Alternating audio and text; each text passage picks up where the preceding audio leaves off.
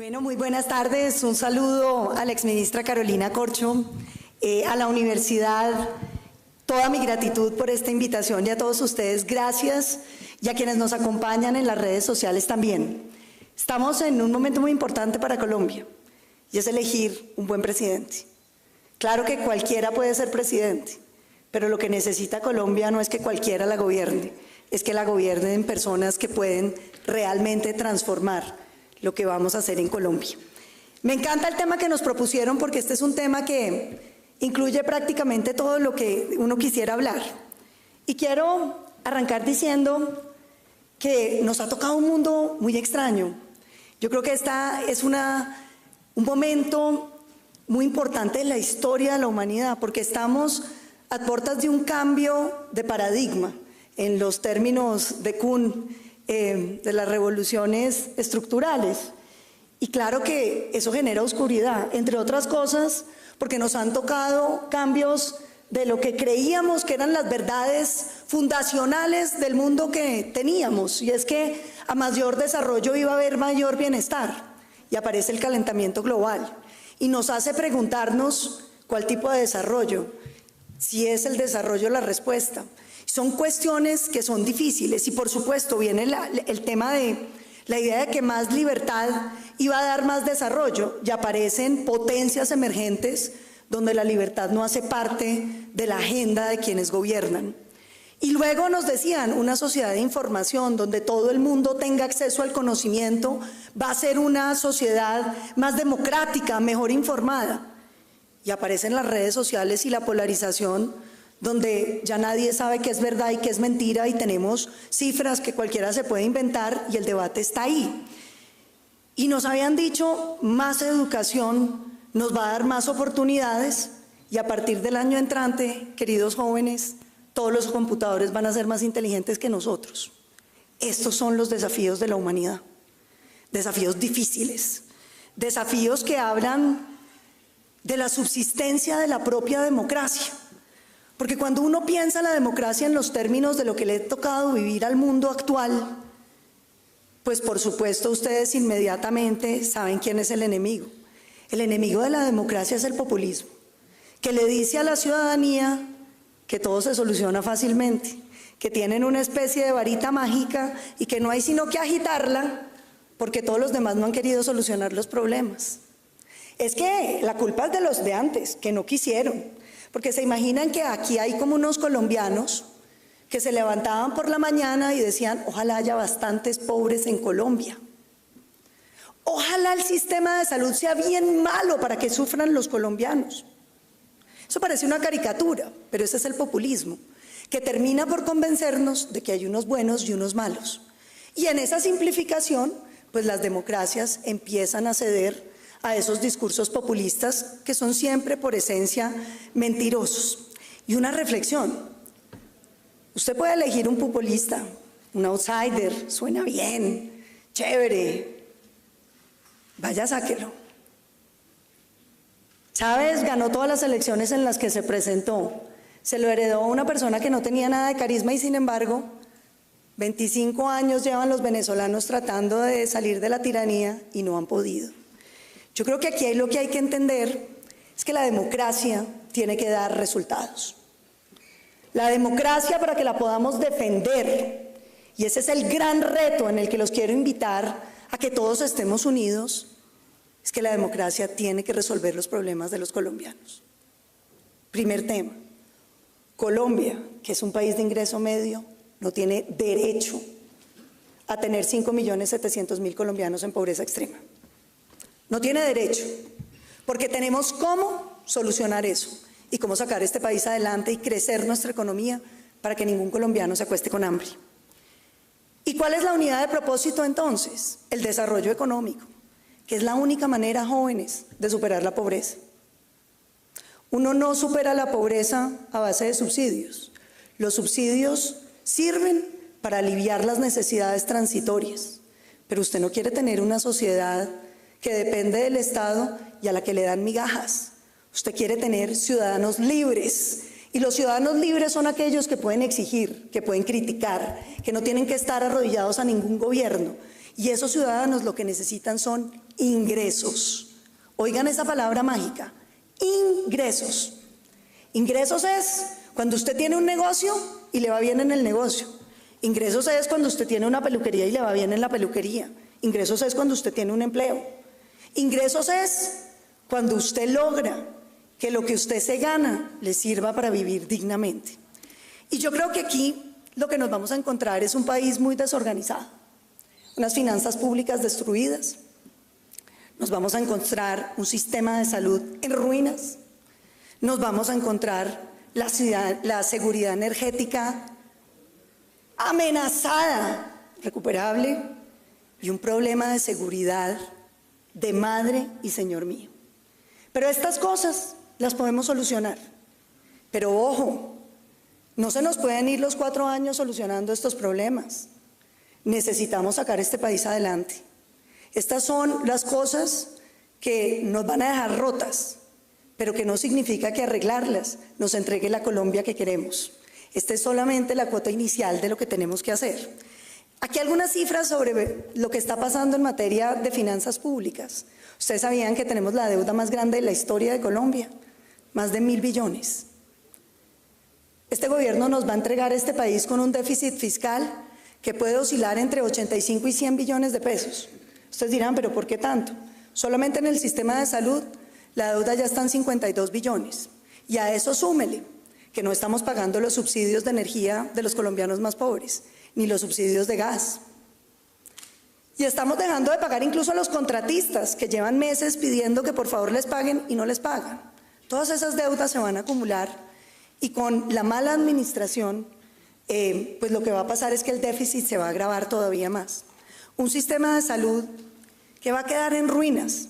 Vea, yo entiendo que uno se quiera echar un discurso diciendo que la ley 100 no funcionó.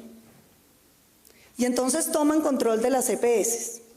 Y ya que las tienen en control, pues debieran funcionar como querían, ¿no?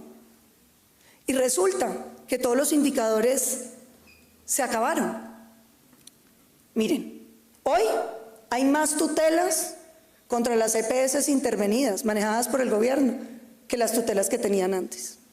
Hoy hay más quejas de los colombianos antes de la que se intervinieran que ahora. Es decir, aumentaron las quejas, aumentaron las tutelas, aumentó la deuda con las clínicas y los hospitales. Dijo el gobierno, nosotros vamos a hacer un giro directo y se va a acabar la deuda. Mentira. La verdad fue que no pudieron pagar. ¿Saben por qué? Porque como se los dijimos 1000 veces, auditar las facturas no es fácil. ¿Y por qué no? Porque son 450 millones de facturas. Y alguien tiene que mirar y hacer seguimiento del paciente. Eso lo hacían muy bien las EPS y el gobierno está fracasando. El gobierno dijo que iba a pagarle 80% para después mirar si pagaba el 20% adicional. Perdieron las EPS, las clínicas y los hospitales 20 el primer mes, 20 el segundo mes, 20 el tercer mes. Y seguimos todo el año así. Están quebradas las clínicas y los hospitales porque no les pagan y no les van a poder pagar porque no tienen cómo auditar las facturas. Pero mucho más allá, el tema de los hidrocarburos, eso sí que es un capricho. Yo me considero una mujer muy ambientalista. Yo creo que Colombia tiene el mayor patrimonio, no solo en su gente, sino en su riqueza ambiental. Y les cuento algo, yo logré que, por ejemplo, el 15% del impuesto del carbono lo destináramos a cuidar la Amazonia, que me parece que es una cosa que tenemos que hacer los colombianos. Pero imagínense que el presidente Petro nos dice que no, que para que nosotros no contribuyamos al calentamiento global, no saquemos ni petróleo ni gas. Y uno dice, ¿qué? O sea que lo que contamina es sacar el petróleo y el gas colombianos y no usarlo. Se lo iban a comprar a Venezuela. Hoy lo estamos trayendo de los Emiratos Árabes, en barco, que contamina.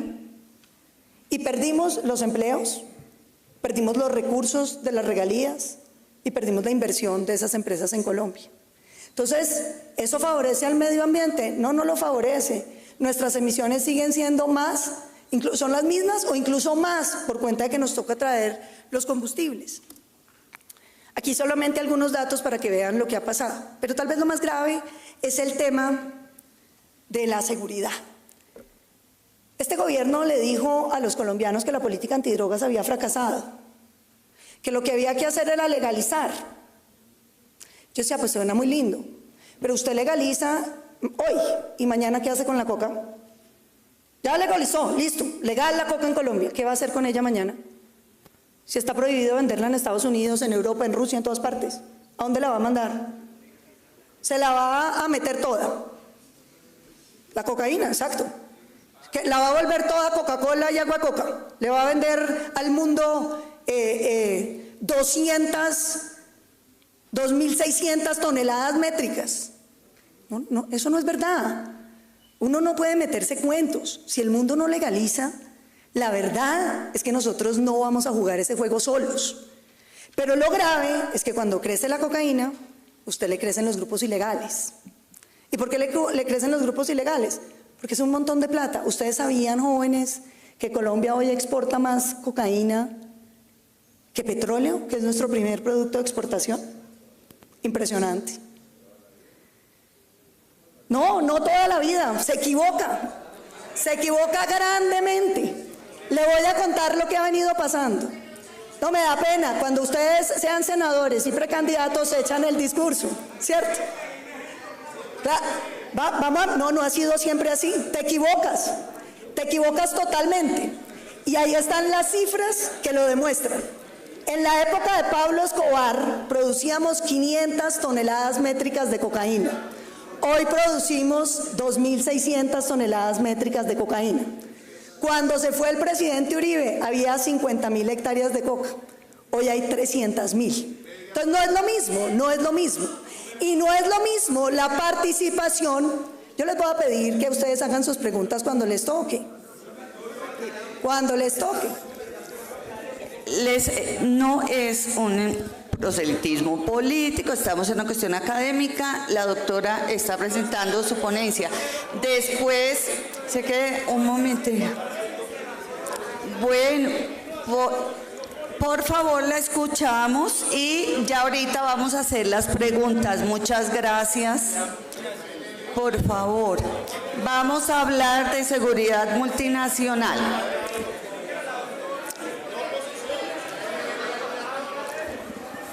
No, lo académico son las cifras. Si usted tiene una cifra que yo tenga mal, con mucho gusto me la puede discutir. Estas son las cifras oficiales entregadas por el gobierno. Y la presentación sobre la seguridad arranca por el diagnóstico de lo que está pasando en Colombia. Así, a algunos no les gusta. Yo sé que es doloroso pensar que uno le dijo a los colombianos que iba a solucionar todos los problemas y en realidad los agravó. Debe ser duro, lo entiendo. Permítame un segundo. Vamos a esperar que la doctora termine y después hacemos las preguntas o las contraposiciones. Muchas gracias. Doctora, siga, gracias. Bueno, pero como las cifras no mienten, la verdad es que la extorsión ha crecido 57%. El homicidio ha crecido 8%. El secuestro ha crecido más de 100%. Y lo más grave de todo es que los colombianos hoy están volviendo a sentir miedo. Porque volvieron las bombas en las ciudades, porque volvieron los magnicidios de los candidatos y precandidatos presidenciales, y porque ahora nos toca andar con un escuadrón de policías para que no nos maten por decir lo que a algunos no les gusta. Pero les tenemos noticias, todo esto se puede solucionar. Nuestra política de seguridad tiene 4 elementos fundamentales. Reducir los ingresos de los ilegales. La única manera mediante la cual nosotros podemos ganarle a la ilegalidad es reduciéndole los ingresos. Porque si usted tiene grupos ilegales llenos de plata, pues tienen todos los recursos para poder seguir ganando la batalla, robustecer la fuerza pública, que ha sido fuertemente golpeada, y restablecer la legalidad con un principio básico. Todos debiéramos rechazar la violencia. El discurso de la violencia política en este país tiene que cesar. Nadie que comete un crimen está contribuyendo a que Colombia sea mejor. Y ese tendría que ser un principio elemental en el que todos debiéramos estar del mismo lado. Los de izquierda, los de derecha, los de centro, los sin partidos. De un lado los que hacemos política y del otro, sin justificaciones, los violentos. Y finalmente reenamorar las comunidades, que es tal vez lo más importante. Hoy tenemos comunidades que están presas, están secuestradas por los grupos ilegales. No es verdad que el narcotráfico enriquezca a los colombianos. Vamos a buscar reducir los ingresos de los ilegales y para eso vamos a robustecer la inteligencia financiera, entrar a Bitcoin y, por supuesto, devolver las cifras de incautaciones. Aquí hay que incautar. Este gobierno tiene las cifras con relación a la cocaína disponible más bajas de los últimos 12 años.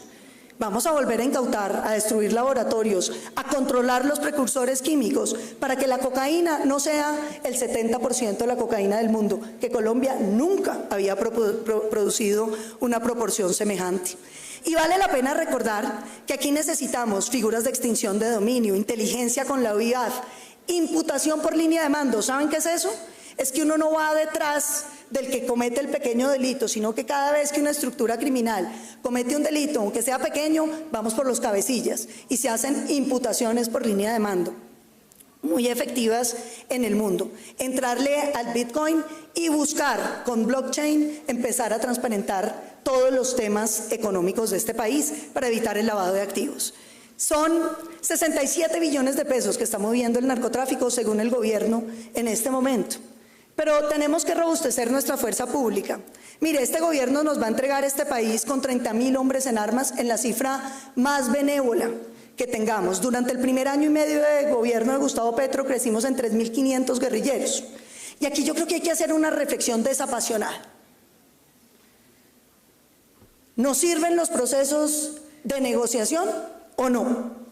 Cuando usted empieza un proceso de negociación y 2 años después vuelve a tener otros hombres que no los desmovilizados, sino otros en el mismo negocio ilegal, ¿valió la pena la desmovilización? Mi opinión es que no valió la pena. Y que cuando usted no combate el narcotráfico y la minería criminal, usted vuelve y simplemente repobla. La gente que sale, vuelve y entran otros. Entonces, esto tenemos que entenderlo.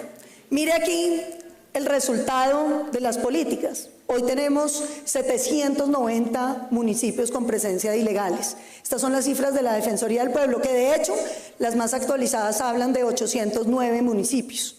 Es decir, ese es el mapa de la policía sobre la presencia de los grupos ilegales en el país. Estamos tomados, queridos jóvenes y asistentes. Esta es la caída de hombres y mujeres en las fuerzas durante este gobierno. Nosotros por eso hemos propuesto aumentar el pie de fuerza y lo vamos a hacer de la mano de las reservas.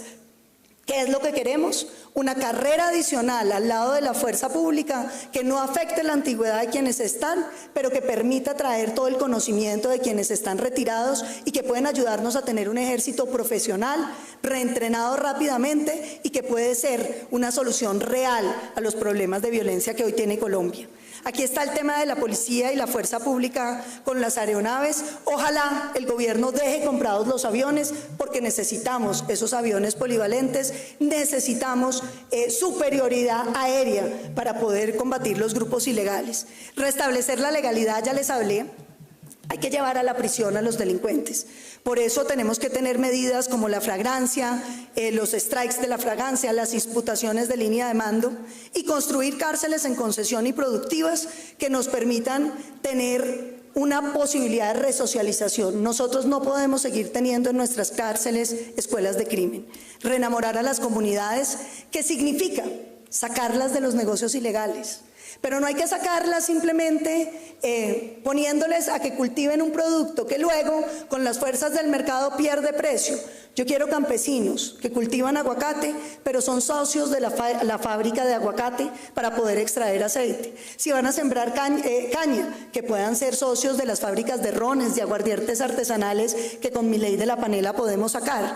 Yo creo que esto tiene que hacerlo las Fuerzas Armadas. Por eso la primera llegada a los territorios tiene que ir de la mano de un gran componente social que restablezca las relaciones con las comunidades, que las reconquiste, que las haga sentir que hacen parte de este país y las inviten a vivir dentro del Estado de Derecho, porque hoy están completamente secuestradas.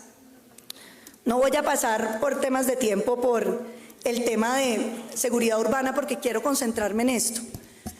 Nosotros tenemos hoy la segunda cifra de más ninis en el mundo, jóvenes como ustedes, pero que no estudian ni trabajan.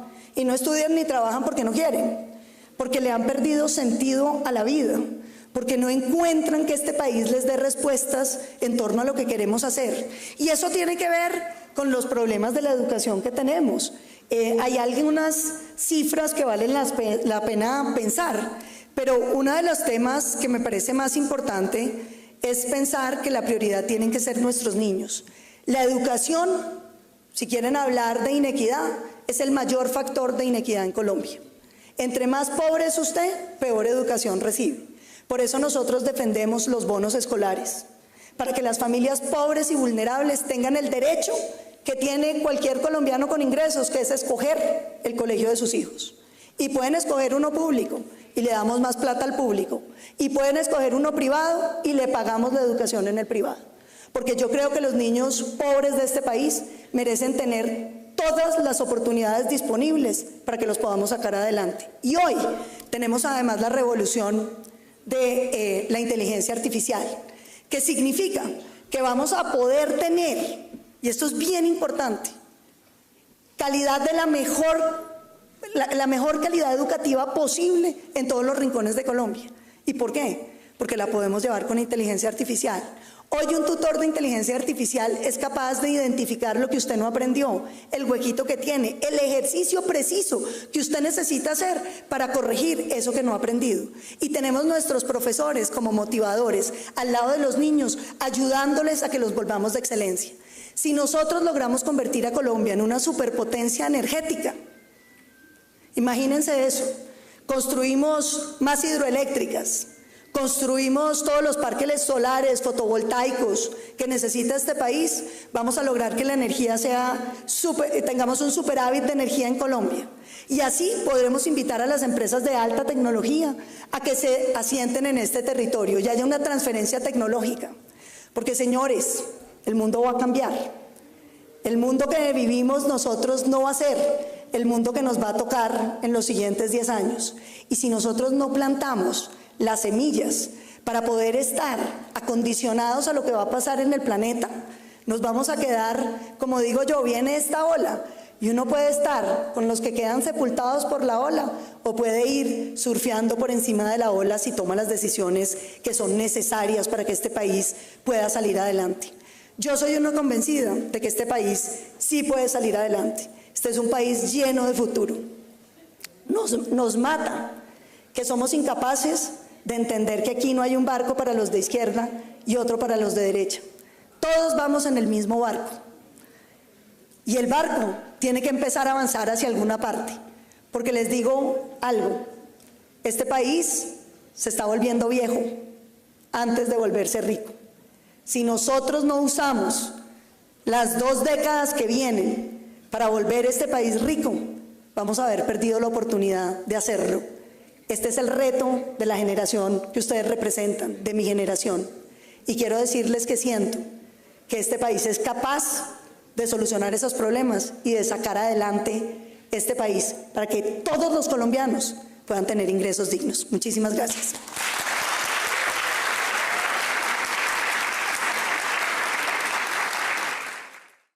Colombia.